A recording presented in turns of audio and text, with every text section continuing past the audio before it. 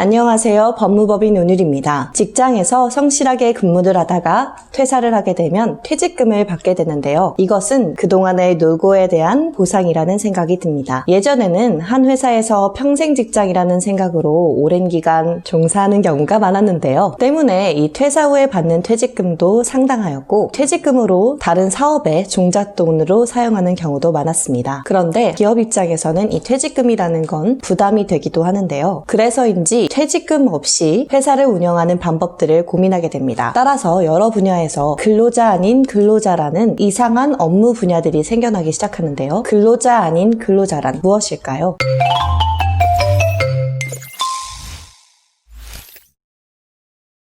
근로자인지 아닌지는 생각보다 매우 중요합니다. 근로자에 해당할 경우 근로기준법의 보호를 받을 수 있는데요. 사업체의 규모에 따라 조금씩 다르기는 하지만 근로기준법의 보호를 받을 경우 연차와 같은 휴가나 초과 근무 수당 등과 같은 이 근로수당을 보장받게 됩니다. 또한 근로자에 해당할 경우 바로 오늘의 주제인 퇴직금도 받을 수 있게 되는데요. 그렇기 때문에 이 근로자인지 아닌지는 법적으로 보장받을 수 있는 법적 권한이 매우 달라지므로 중요한 쟁점이 됩니다. 그런데 근로자이면서 근로자가 아닌 건 무엇일까요? 회사에서 근로계약서를 작성하지 않고 위임계약서 또는 도급계약서, 프리랜서 계약서 등을 작성하여 근로계약이 아닌 다른 방식으로 업무를 부탁하게 되는 것인데요. 그런데 하는 일은 근로자와 동일한 경우가 있습니다. 프리랜서 계약서를 작성하고 일을 시작하였는데 나는 근로자가 아님에도 출퇴근 시간을 강요받고 근로시간의 근태관리를 받으며 휴가를 사용하는 데 보고해야 하며 심지어 업무도 회사 내 정규직과 같은 경우가 존재하게 됩니다. 그런데 똑같은 일을 하면서도 누구는 근로계약서를 쓰고 누구는 쓰지 않았기 때문에 퇴직금을 보장받을 수 없는 경우가 생기는 것이죠. 그런데 이렇게 근로자성이 문제가 되는 업무 영역들에는 무엇이 있을까요? 대표적으로는 위임직 채권 추심들이 있습니다. 신용정보회사에서 이 채권 추심 업무를 담당하게 되는데요. 위임직이라는 얘기에서부터 근로자가 아닌 민법상 위임계약으로 업무를 위탁받아 채권 추심 업무를 처리한다는 것인데요. 그런데 신용정보회사에서 이런 채권 추심들에 대하여 지속적인 근태관리들을 통해서 최근에는 위임직이라는 표현을 사용하기도 하였습니다. 하지만 실제로는 근로자라는 법원의 판결이 나왔는데요. 또한 이 골프장 캐디, 보험 영업직, 웨딩 플래너, 뷰티샵 디자이너 역시도 이 근로성이 문제가 되고 있는 직종들 중에 하나입니다. 위에서 언급한 직군들 역시도 위임계약 내지는 프리랜서 계약을 하고 업무를 수행하지만 모두 사측의 근태관리를 받으면서 업무를 하게 되면서 근로자성에 문제가 되고 있습니다. 그럼 근로자인지 아닌지는 어떻게 판단할 수 있을까요? 우리 대법원의 판례에 따르면 근로자인지 아닌지는 계약서의 형태나 명칭에 국한되는 것이 아니고 이 노무를 어떻게 제공하였는지 그 실질에 따라 판단하여야 한다고 하는데요. 판단의 요소로는 출퇴근 시간이 정해져 있는지, 근무 장소가 정해져 있는지, 근무에 필요한 비품이나 장비들은 누가 제공을 하고 있는지, 휴가를 어떻게 하는지, 징계 절차 등이 존재하는지, 업무 보고 체계가 존재하는지, 또 급여 체계가 어떻게 구성되어 있는지 이 다양한 요소들을 가지고 검토해 봐야 한다고 합니다. 오늘은 이처럼 형식적으로는 근로자가 아니지만 실질적으로 근로를 하는 경우 퇴직금 청구 가능성에 대해서 알아보았는데요. 재판을 통하여 이 퇴직금을 청구하기 위해서는 많은 주장들과 충분한 증거 수집 등이 필요합니다. 때문에 전문가의 도움을 받는 것이 무엇보다 중요한데요. 또한 퇴사를 하게 되면 이 회사 정보에 접근하기가 더욱 어려워지게 되므로 퇴직금 소송을 준비하기 위하여 전문가와 상의하여 그 자료와 증거들을 수집하는 것이 무엇보다 중요합니다. 오늘 정보도 유익하셨다면 좋아요와 구독 눌러주시기 바랍니다. 그럼 다음 시간에는 더 유익한 정보로 돌아오겠습니다.